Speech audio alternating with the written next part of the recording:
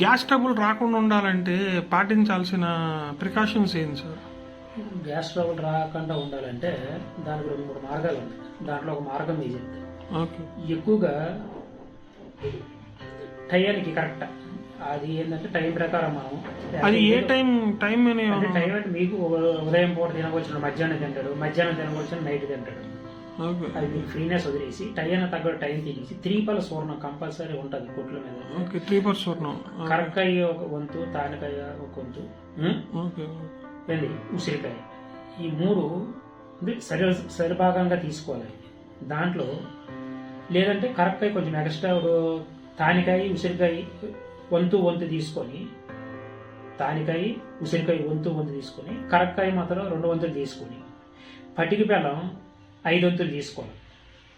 అర్థమైతే ఈ పటికి బెల్లాన్ని ఏం చేస్తారు, వాటర్లో కలుపుకొని కంపల్సరీ అయితే గ్యాస్కు సంబంధించిన గ్యాస్ ప్రాబ్లం సంబంధించింది కానీ లేకపోతే ఆజీర్ణం అంటే లోపల కొంచెం కడుపులో కొంచెం గుక్కుమని అంటే విపరీతమైన మంట వచ్చేస్తుంది, గొంతులో కూడా మంట వస్తుంది, కళ్ళు వీళ్ళు కొంచెం బ్రెయిన్కి కూడా అది ప్రాబ్లం వస్తుంది.